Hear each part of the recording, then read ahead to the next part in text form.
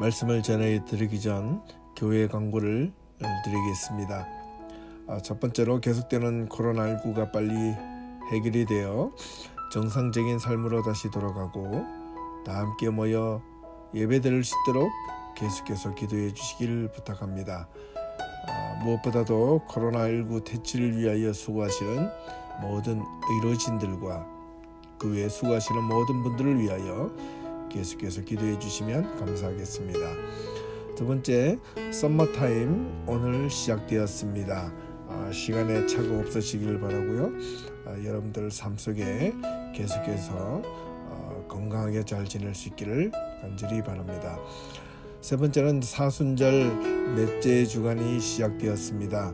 오늘부터 사순절 넷째 주간이 시작되는데요. 주님의 고난에 계속해서 동참하는 마음으로 경건하게 보내시길 바랍니다. 네 번째, 성경 읽기 계속되고 있습니다. 지난 한 주간 동안에도 성경 읽기에 참여해 주신 모든 분들께 진심으로 감사를 드립니다. 이번 주도 담당하신 분들은 변함없이 잘 확인하셔서 정해진 날짜에 녹음을 잘 해주시고 카톡에 올려주시기를 부탁합니다. 월요일 15일 잠언 14장 유인자 성도님, 화요일 16일 잠언 15장 장인덕 집사님, 수요일 17일 잠언 16장 서영순 집사님, 목요일 18일 잠언 17장에서 18장 조순형 집사님, 금요일 19일 잠언 19장에서 20장 강문희 집사님, 토요일 20일 잠언 21장 22장 이창명 집사님, 돌아오는 또 다음 주 21일 주일은 잠언 23장 24장 권미옥 집사님, 이렇게 수고해 주시겠습니다. 굿네이버스 섬김 계속하고 있습니다. 사순절 기간 동안 물품, 그로서리 물품이나 헌금들을 조금씩 계속해서 모아주시면 감사하겠습니다.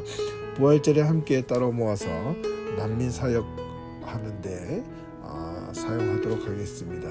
특별히 기독교 구호단체인 애덤하우스에 보내질 예정입니다. 모든 분들이 함께 참여해 주시면 감사하겠습니다.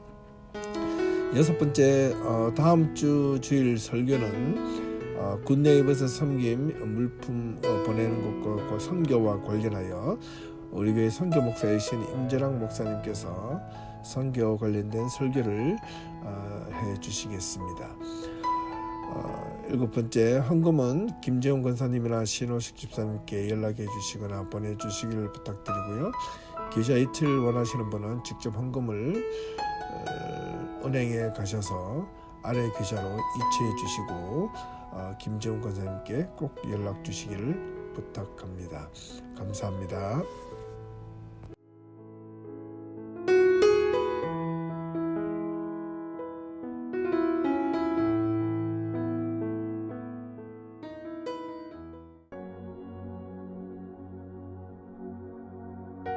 제 12장. 그동안에 무리 수만 명이 모여 서로 밟힐 만큼 되었더니 예수께서 먼저 제자들에게 말씀하여 이르시되, 바리새인들의 누룩 곧 외식을 주의하라.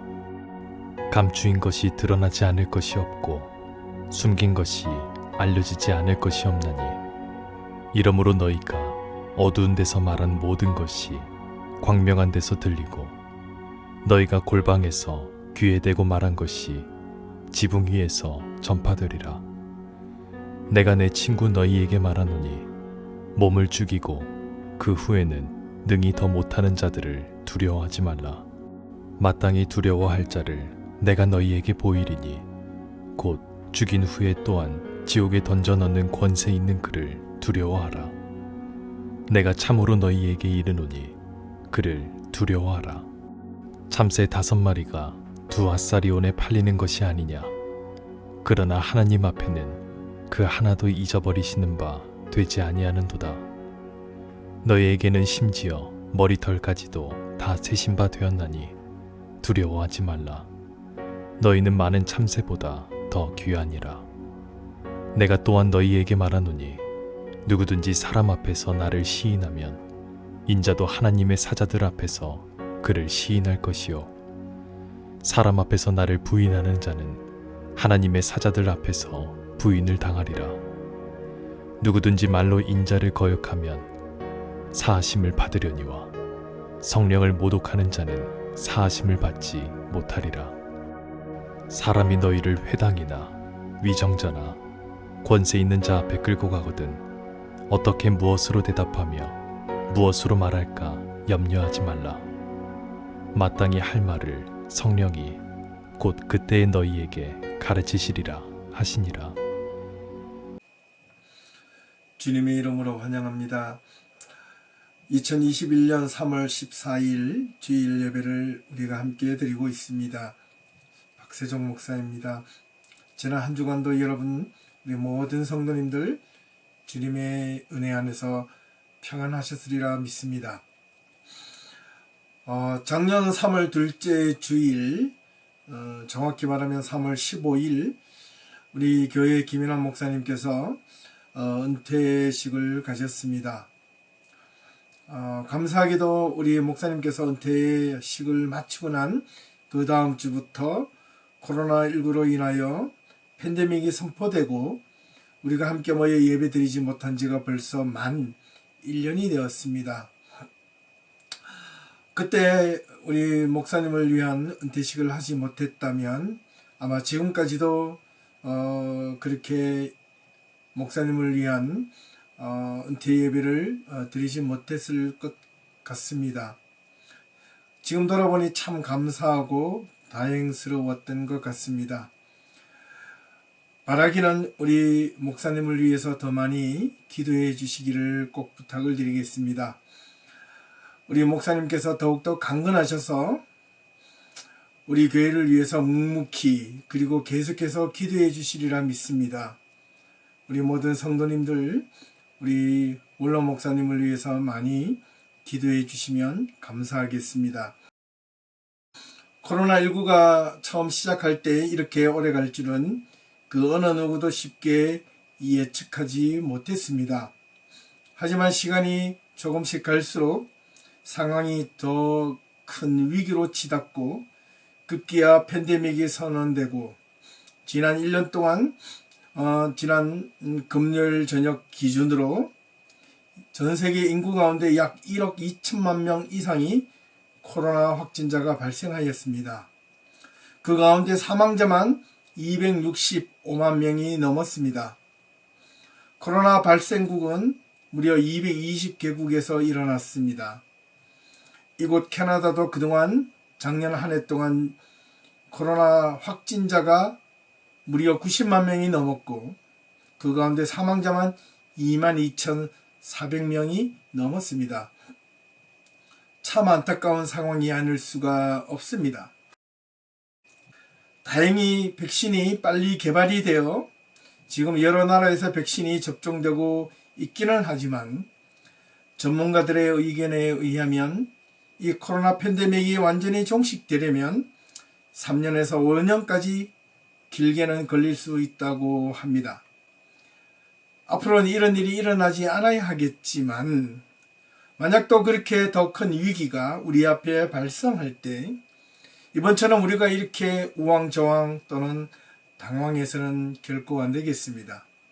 아무튼 지금 우리가 겪고 있는 이 코로나 상황이 오래가면 갈수록 우리가 더욱더 의연하게 또 침착하게 대처할 수 있어야 하겠습니다. 연말에 죽지 않으면 산다라는 말이 있습니다. 당연히 그렇지요. 죽지 않으면 어떤 상황에서도 힘들 뿐이지 우리가 살아갈 수 있다는 말이기도 하고 그렇기 때문에 우리가 어떤 위험이나 어떤 위기를 만났을 때 조금 더 여유를 가지고 침착하게 또 우리가 해야 될 건강을 잘 지키며 지낼 수 있기를 먼저 주님의 이름으로 축원합니다. 어서 속히 우리의 바람이 있다면 다시 만나 함께 예배드릴 수 있기를 진심으로 소망해 봅니다. 정말 다시 만나 우리가 함께 예배 드릴 때 얼마나 기쁘고 또한 즐거울까요? 만약에 우리가 다시 만나 함께 예배 드리는 그 순간 그 감격이 있다면 우리가 언제나 그때 다시 모여 예배드렸던 첫 번째 감격을 잊지 말고 우리는 더욱더 신앙 안에서 우리 성도들 간의 믿음 안에서 언제나 성도의 친밀한 교제와 신앙 안에서 서로 주고받는 거룩한 성도의 교제가 있기를 주님의 이름으로 축원합니다. 오늘 말씀의 제목이 외식을 주의하라입니다. 정확히 표현하면 바리새인들의 누룩, 곧 외식을 주의하라는 말이었습니다. 근데 여기서 외식이라는 말을 어떤 뜻인지 여러분들은 잘 아실 겁니다. 다시 한 번 더 말씀을 드리면 이 말씀에 대한 외식이라는 말은 바로 바리새인들의 누룩, 또 바리새인들의 허풍과 가식, 그리고 은유적 표현으로는 만성적이고 정신적이고 도덕적인 부패를 뜻하는 말이었습니다. 다시 바꾸어 말하면 바리새인들의 누룩 그리고 위선을 주의하라는 말이었습니다. 헬라어로 외식이라는 이 말이 히포크리소시스라는 말입니다. 위선, 기만 또는 가식이라는 말입니다. 즉 위선이나 기만을 조심하라는 말이었습니다. 바리새인들의 위선을 조심하라는 말인데요. 오늘날 우리들에게 입장으로 표현하면 이 바리새인들은 누구일까요? 바로 그리스도인입니다. 특별히 그리스도인들 가운데서 지금 상황에 비추어 본다면 바로 교회의 지도자, 중직자, 교회의 직분자들이라 말할 수 있겠습니다. 그 가운데 다시 한 번 더 꼬집어서 말한다면 교회의 지도자입니다. 목회자일 수 있고요. 장로님일 수도 있고 그렇습니다. 성경에는 특별히 사복음서에서 예수님께서 바리새인들과 서기관들에게 위선과 기만을 조심하라고 자주 말씀하시며 경고하셨습니다. 바리새인들 가운데에서는 장로들도 있었고 서기관들과 제사장들 가운데도 있었기 때문에 그렇습니다. 사실 그들 대부분을 통틀어서 바리새인들이라고 말할 정도로 그렇게 불려졌습니다. 앞서 말씀드렸습니다. 지금으로 치면 바로 교회의 지도자들이라는 말입니다. 참 무겁고 힘든 이야기인데요. 특별히 교회 지도자들을 조심하라는 예수님의 경고 메시지로 들려집니다. 그것이 무슨 말인지 오늘 말씀을 통하여 함께 살펴보도록 하겠습니다. 우선 사복음서에 보면 예수님께서 가장 많이 적대적인 감정을 가지고 싸우거나 다투시며 논쟁하였던 인물들이 바로 바리새인들이었습니다. 이 바리새인들을 향하여 예수님은 거침없이 비판의 목소리를 높이셨습니다. 오늘날로 치면 예수님은 교회에 있는 지도자들과 그렇게 많은 목소리를 높이시며 서로 비판하며 싸우셨다는 말이었습니다. 왜 예수님은 바리새인들을 향하여 목소리를 높였던 이유가 무엇 때문에, 특별히 그들에게 그렇게 많은 비판의 목소리를 내신 이유가 무엇인지 오늘 알아보겠습니다. 오늘 주제인 이 외식을 주의하라는 말은 앞서 여러 번 언급한 대로 가식적인 신앙, 위선적인 믿음, 그것을 주의하라는 말이기도 합니다. 이 결론을 먼저 내려놓고 오늘 본문이 사용하게 된 경위와 이유와 배경에 대하여 살펴보고 우리들의 신앙을 또 다시 한번 성찰해 보겠습니다. 오늘 본문을 먼저 이해하기 전에 이 바리새인이라는 이 자들의 말의 기원에 대하여 알 필요가 있습니다. 이스라엘 백성들 가운데서 처음부터 바리새인들이 생겨난 것은 아닙니다. 이스라엘 백성들이 바벨론으로 끌려가 70년의 포로 생활을 마치고 다시 예루살렘으로 귀환하게 되었을 때 하나님의 선민이었던 이스라엘 백성들이 바벨론 포로에서 그 가운데 있었을 때 어떻게 감히 있을 수 없었던 하나님의 성전이 파괴가 되고 이스라엘 백성들은 쫓겨나 포로로 잡혀 이방 땅에서 살게 되었는지 그들은 포로로 잡혀가서야 비로소 알게 된 것입니다. 바벨론으로 끌려갔을 때 그들은 하나님의 율법이었던 토라를 들고 가서 포로 생활에서 그들의 삶과 신앙을 돌아보게 된 것입니다. 어떻게 우리가 이렇게 이곳까지 끌려오게 되었고 하나님의 성전이 파괴가 되었는지 그 이유를 그들이 바벨론 포로로 끌려간 그 포로 생활 속에서 그들이 들고 간 그 율법 토라의 말씀을 통해서 그 원인을 찾고 깨닫게 된 것입니다.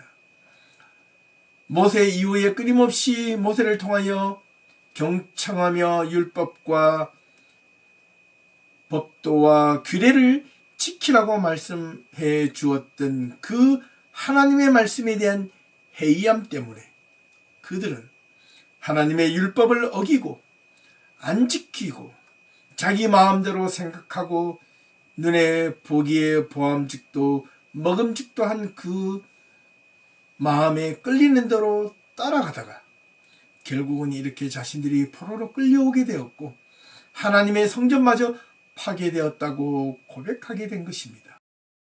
그래서 그들은 하나님이 약속하신 대로 다시 바벨론으로부터 예루살렘으로 돌아가게 된다면 오로지 자신들은 그동안 어겼던 하나님의 말씀을 다시 부여잡고 더 이상 타락하지 않고 부패한 백성이 되지 않기 위하여 오로지 모세가 가르쳐 주셨던 그 모세 율법만 지키고 살아가겠다는 결의에 차간 각오로 세상과 구별된 자임을 선포하고 약속했던 자들이 바로 바리새인이었습니다. 그래서 이 바리새라는 말은 구별되다, 구분되다라는 뜻을 가지고 있습니다. 그들 자신들은 스스로 하나님의 말씀만 붙잡고 세상과 구별된 자로 살겠다는 결연한 의지에서 바벨론 포로에서 돌아왔을 때 처음에는 정말 그렇게 열심히 제대로 하나님의 말씀을 따라 지키며 살았습니다. 그런데 세월이 흐르고 시간이 흘러 그것이 점점 본질보다 형식에 치우치게 된 것입니다. 처음 가졌던 그 마음의 다짐보다는 외적인 형식적인 율법 그 자체만 지키면 마음속에는 어떻게 살든 어떻게 생각하든 상관이 없는 것처럼 보이지 않게 되니 아무렇게나 생각하고 마음속에 은큼한 생각, 딴 생각을 하여도 아무렇지 않다고 생각하게 되어버린 것입니다. 세월이 흘러 예수님 시대에 바리새인들의 가식적인 행동은 극에 달했습니다. 그들의 가식적인 신앙의 행동과 모습에 예수님뿐만 아니라 사실 이스라엘 모든 백성들도 이 바리새인들의 모습을 보고 진저머리 났던 것은 틀림없었습니다.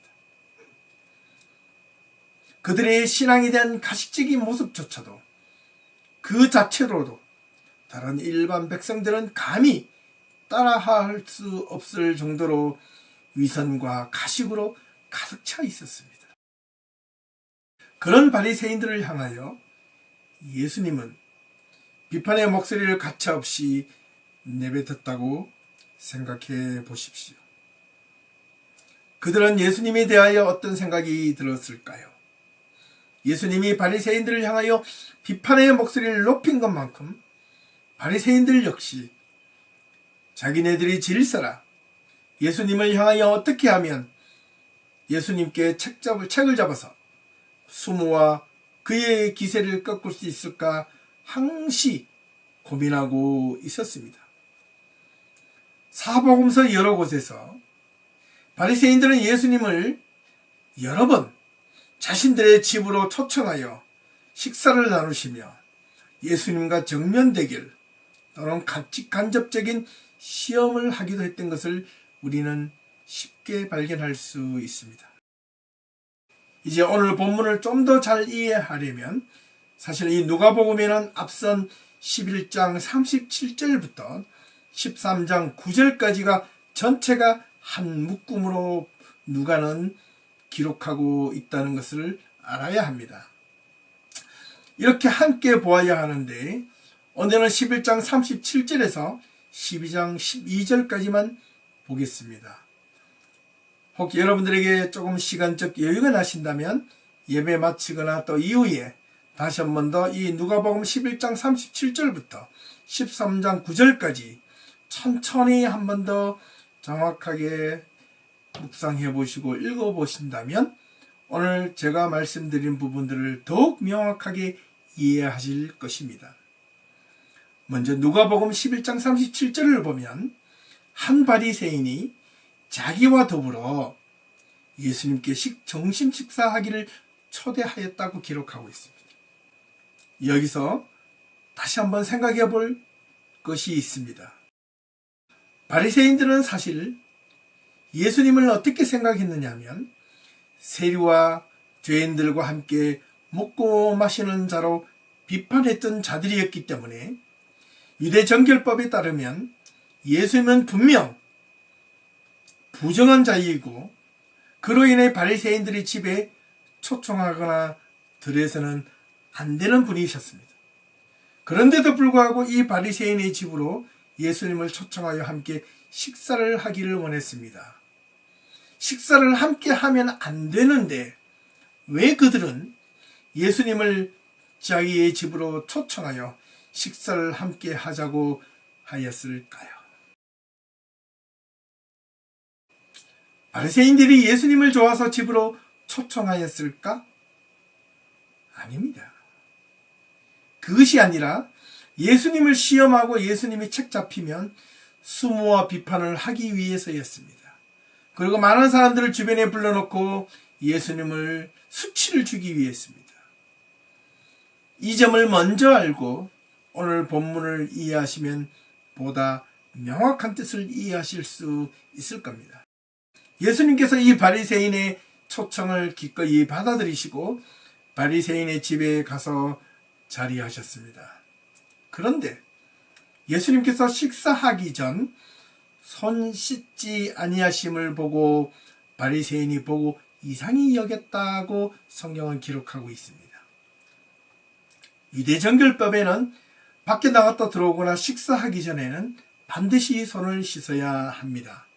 물론 깨끗하게 하기 위함도 있지만 정결법에는 부정을 타지 않기 위해서 또는 부정한 음식이나 물건을 만졌을 경우에 그 부정타는 그 무엇이 손에 묻었던 손을 가지고 식사를 해서는 안 된다는 규례가 있었기 때문에 의무적으로 식사하기 전 반드시 손을 씻어야 했습니다.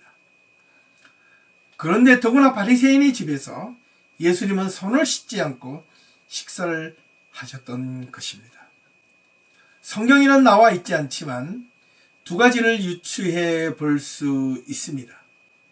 하나는 바리새인이 예수님께 손 씻을 물을 갖다 드리지 않았거나 예수님 앞에 손 씻을 물이 있었지만 안 씻었거나 그 둘 중에 하나일 것입니다.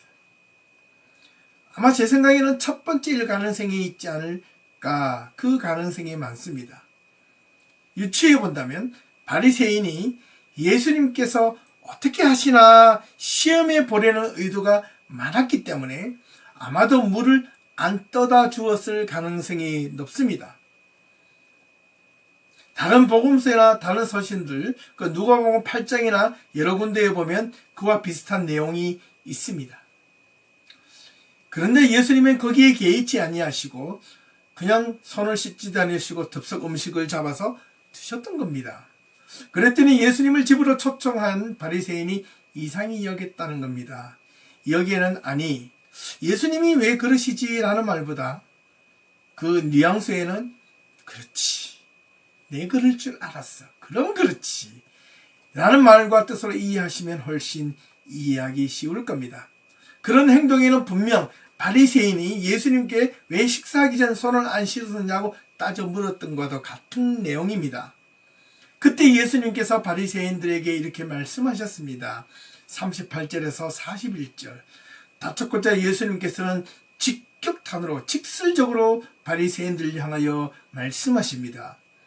너희 바리새인은 지금 잔과 대접의 겉은 깨끗하나 너희 속에는 탐욕과 악독이 어떻게 가득하도다. 어리석은 자들아, 겉을 만드신 이가 속도 만들지 아니하셨느냐. 그러나 그 안에 있는 것으로 구제하라. 그리하면 모든 것이 너희에게 깨끗하리라. 바리새인들의 겉과 속이 다른 면을 예수님은 보고 그렇게 말씀하셨던 것입니다. 이 말을 들은 바리새인들의 마음은 어떠했을까요? 예수님 정말 잘못했습니다. 제가 그랬군요. 라고? 아니지요. 그들은 상당히 불쾌했습니다. 크게 두 가지 의미였을 것입니다. 하나는 바리새인들의 자신들의 율법적 행위에 대한 비판에 대한 불쾌감이었을 것이고, 다른 하나는 자신들의 속마음이 예수님께 들킨 것에는 대한 불쾌감이었다는 겁니다. 그들은 어떤 도대체 마음이 있었길래 그들의 속마음이 예수님께 들킨 것일까요? 모든 바리새인들이 다 그러하지는 않았지만 앞서 언급한 대로 일반적으로 바리새인들의 형태는 그들의 신앙에 있어서는 신앙의 본질에 대한 관심과 목적보다는 그들의 형식과 외형에 치우치는 일들이 많았던 것입니다. 겉모양만 깨끗하게 한다고 깨끗한 것이 아니라 속마음이 부정함이 없어야 한다는 것을 온전하게 알려주고 있는 내용이었습니다. 이어서 예수님은 바리새인들에게 6가지 화에 대하여 말씀하시고 있었습니다. 여기서 화라는 말은 죄라는 말과 그 맥락을 같이 합니다. 첫 번째는 11조는 들이대 하나님의 공의와 사랑을 버린 화. 두 번째는 높은 자리를 탐하는 화. 세 번째는 회칠한 무덤 속에 있는 것 같은 화. 네 번째는 자기도 지기 어려운 짐을 타인에게 전가시켰던 화. 그리고 역대로부터 하나님의 말씀을 온전히 전했던 선지자들을 무덤으로 만든 화. 그리고 6번째는 자기가 배우고 알았던 성경의 수많은 율법적 지식을 가지고 이스라엘 백성들을 들어가도 나가도 못하게 꼼짝 못하게 막은 화. 그 화에 대해서 말씀해 주셨던 겁니다. 같은 내용을 가지고 마태복음 23장에는 바리새인들을 보고 화 있을진저 외식하는 서기관들과 바리새인들이여 라는 말로 비판하였습니다. 서기관들과 바리새인들을 화형하여 외식하는 자, 즉 위선자라고 불렀던 겁니다. 특별히 바리새인들을 향하여 위선자라는 것은 신앙의 위선자라고 부른 것입니다. 신앙의 위선자, 무슨 말입니까? 믿음이 없으면서도 있는 척, 신앙을 가지고 자신의 삶에 유리하도록 신앙을 악용하는 자, 그들이 바로 위선자가 아니겠습니까? 신앙은 실존적이어야 하고 실제적이어야 하며 실제로 살아계신 하나님 앞에 서 있는 듯 믿음 생활을 해야 하는 것이 바로 신앙이어야 하는데, 믿지도 않으면서 믿는 척, 하나님을 앞에서 정직하지도 않으면서 정직한 척, 진실하지도 않으면서 진실한 척, 그저 높은 자리에만 탐하고 자기의 개인의 이익과 탐욕에만 눈이 멀어 있었던 교회의 지도자들, 종교 지도자들, 그들이 바로 신앙의 위선자였던 것입니다. 그들이 바로 바리새인이었던 것입니다. 이후에 예수님께서 바리새인의 집에서 나오실 때에 서기관들과 바리새인들이 이 말을 듣고 거세게 달려들어 여러 가지 일을 따져 묻고 그 입에서 나오는 말을 책잡고자 노려보고 있었다는 것입니다. 자신들의 속마음과 허물들을 들추어내는 순간 그들은 참을 수 없는 분노가 일어나 예수님께 달려가 책잡아 무엇이라도 할 기세처럼 몰려들었습니다. 이제 오늘 본문에 있는 누가복음 12장 1절로 넘어옵니다. 이때 이런 상황에 있는 동안 수많은 무리들이 모여들게 되자 예수님 주변으로 모여들고 둘러싸이게 되었습니다.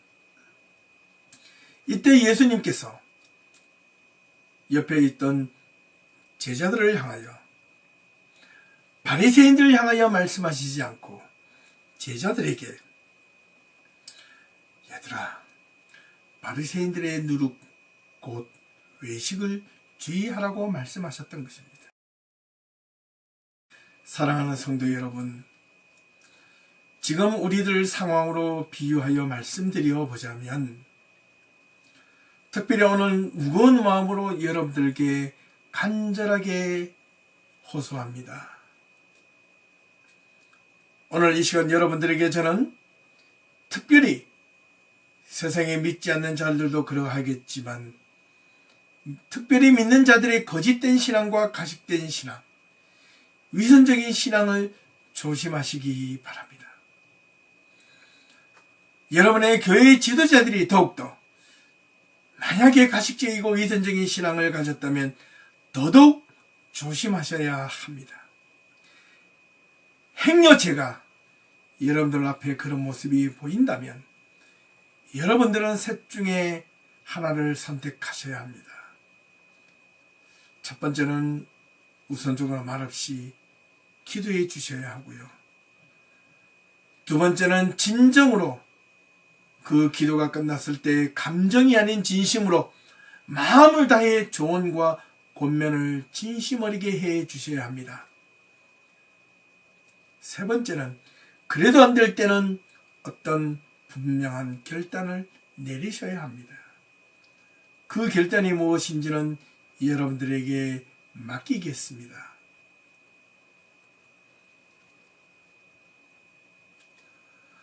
또한 목회자가 성도들 간의 진실한 동력자 관계, 성도들과 목회자의 관계라면 목회자도 성도들의 어긋난 길로 위선적인 신앙을 갖고 있을 때 마음과 진심을 다해 조언하고 권면할 때 여러분들도 깊이 들어주셔야 합니다.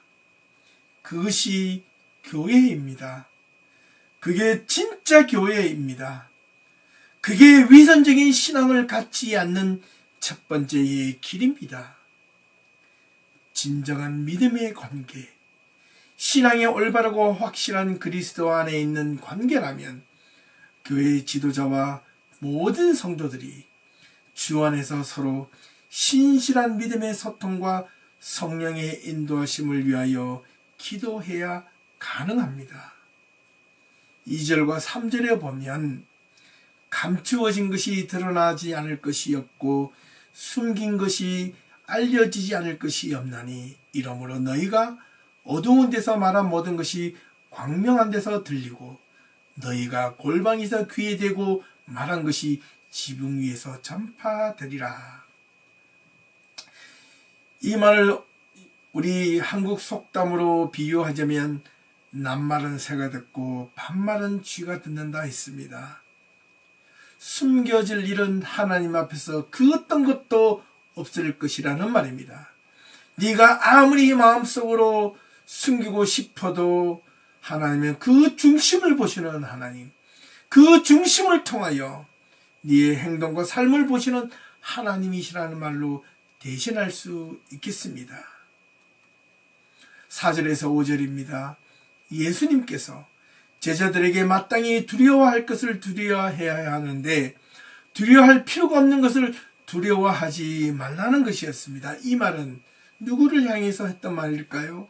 제자들에게 바리새인들을 보고 했던 말이었습니다. 바리새인들이 그 권위와 힘과 세력에 눌려 그들이 말한 그는 억압적인 말, 위선과 가식으로 가득 차서 그들이 가지고 있는 얄팍한 성경적인 지식을 가지고 율법적으로 잣대를 할 때 그것을 두려워하지 말라고 했던 것입니다. 6절에서 7절입니다. 머리털까지 세시는 하나님이심을 하나님 그분을 두려워하라는 겁니다. 쉽게 설명하면 오늘날로 치면 거짓 복음에 휩싸여서 그런데 이상한 신앙의 논리로 협박처럼 들려지는 그 신앙의 강요에 두려워하지 말고 오직 하나님의 말씀을 두려워하라는 것이었습니다. 8절에서 12절입니다. 내가 또한 너희에게 말하노니 누구든지 사람 앞에서 나를 시인하면 인자도 하나님 앞 사자들 앞에서 시인할 것이요 사람 앞에서 나를 부인하는 자는 하나님의 사자들 앞에서 부인을 당하리라. 누구든지 말로 인자를 거역하면 사하심을 받으려니와 성령을 모독하는 자는 사하심을 받지 못하리라. 사람이 너희를 회당이나 위정자나 권세 있는 자 앞으로 끌고 가거든 어떻게 무엇으로 대답하여 무엇으로 말할까 염려하지 말라. 마땅히 할 말을 성령이 그때 너희에게 가르치시리라 하니라. 이렇게 말을 하고 끝을 맺습니다. 이 내용도 여러분들 잘 이해하셔야 됩니다. 그 시인하고자 하는 대상이 누군가를 잘 보셔야 됩니다. 누군지 사람들 앞에서 나를 시인하면 그 사람의 1차적인 대상이 누구일까요? 바로 바리새인들. 그럼요. 그 다음에 기타 여러 사람들이 되겠습니다. 바리새인들은 예수님을 부정하고 싶었습니다. 예수님을 어떻게 하면 책잡아서 그들을 어떻게 몰아내고 싶었습니다. 예수님을 따르는 자들이 만약에 바리새인들이 힘있는 사람들 앞에 붙잡혀서 너 예수를 믿는 사람이냐? 예수를 따르는 사람이냐? 이렇게 했을 때 사도 베드로가 예수님이 잡혔을 때 어떻게 해요? 대제사장들에서 몰래 들어가서 예수님을 3번씩이나 부인했던 그 모습이 아닌 사람들 앞에서 나 예수님을 따르는 사람입니다 시인하면 인자 나 예수도 하나님의 사자들 앞에서 너를 저자는 나를 따르는 자입니다라고 시인할 것이고 사람 앞에서 나를 부인하는 자는 하나님의 사자들 앞에서 똑같이 부인을 당하리라. 그런 뜻이라는 겁니다.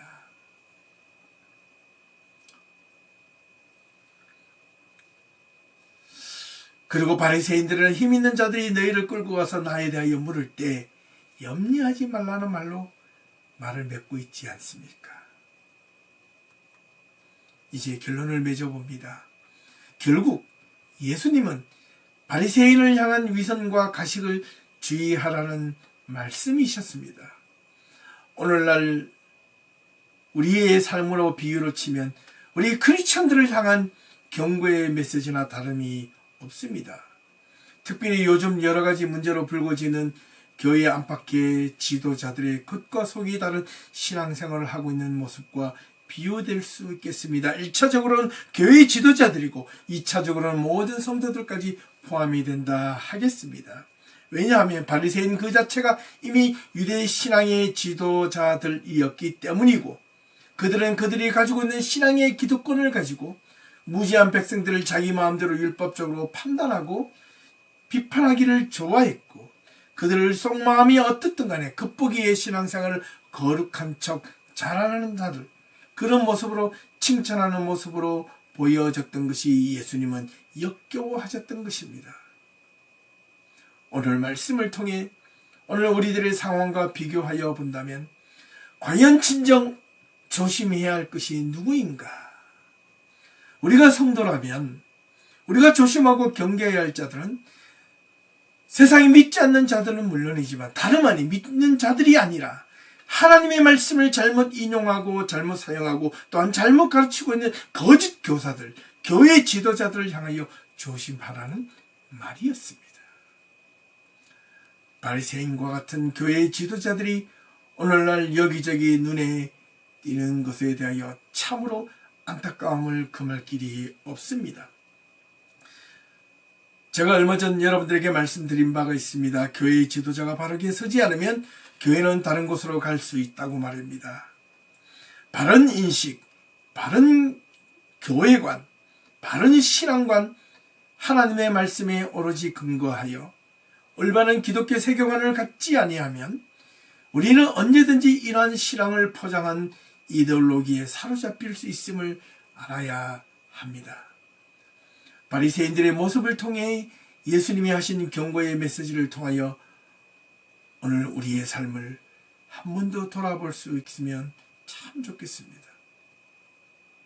사랑하는 성도 여러분, 부족하지만 저도 교회 지도자 중 한 명이기에 이 말씀을 지난 한 주일 동안 준비하며 참으로 마음이 무겁고 두렵고 떨리는 마음을 금할 길이 없었습니다. 제가 한순간이라도 나 중심적 사고에서 성경을 보거나 사고하거나 잘못 세상을 판단하거나 삐끗하면, 자칫 잘못하면 교만하고 위선적이어서 목사이기 때문에 믿음도 없는데 믿음이 있는 척, 하나님의 말씀을 거룩하게 외치는 척, 그런 바리새인과 같은 행동을 할 수 있습니다. 그렇게 살지 않도록, 그렇게 말씀을 전하지 않도록, 그런 생각을 하지 않도록 여러분들이 저를 위해서 기도해 주셔야 합니다. 기도해 주시기를 간곡히 부탁합니다. 그리고 우리 주변에 있는 잘못된 가치관과 판단을 가지고 성경 말씀을 혼용해서 자기 입에 이익에 부합되는 대로 자기 마음대로 말씀을 전하는 거짓 제사장과 같은 바리새인 같은 교회 지도자가 더 이상 이 땅에 발붙이지 못하도록 함께 기도해야 하겠습니다. 거짓과 가식과 위선으로 가득 찬 믿음을 하나님은 결코 원하지 아니하십니다. 신실한 한 사람, 마음의 중심에 하나님과 합한 자를 하나님은 지금 찾으십니다.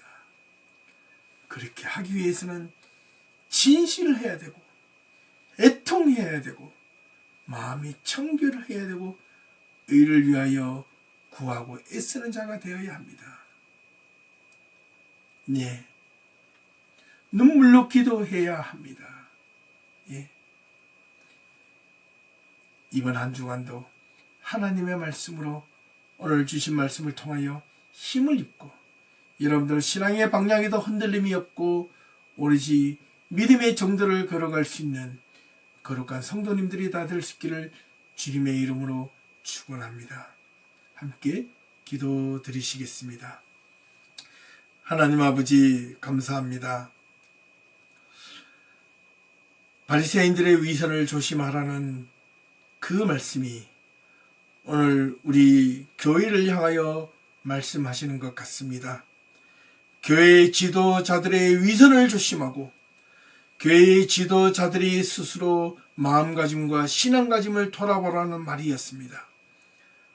하나님, 저희 이 땅의 수많은 교회의 지도자들을 위하여 먼저 기도합니다. 교회가 바르게 서기 위하여 교회의 지도자들이 올바르게 서야 합니다. 말씀 앞으로 돌아오게 하옵소서. 또한 그로 인하여 그 교회의 지도자들의 말씀을 통하여 듣고 먹고 자라는 수많은 성도들의 신앙이 하나님 앞에 올바르게 세워지기를 간곡히 호소합니다. 특별히 우리 예비교회 모든 성도님들을 사랑하여 주셔서 부족하지만 저로 인하여 하나님의 말씀을 들을 때 그 말씀이 위선적이지 않게 도와주시고 가식적이지 않게 도와주시고 진심과 성심을 다하여 하나님 앞에 말씀을 전하는 그런 부족하지만 그런 종이 될 수 있도록 하나님 도와주시옵소서. 이번 한 주간도 우리 성도들의 모든 삶을 지켜주시고 어려운 가운데서도 평안을 주시고 두려움 가운데서도 믿음을 주시고 하나님 고통 가운데서도 위로를 허락하여 주시옵소서. 예수 그리스도의 이름으로 기도하옵나이다. 아멘.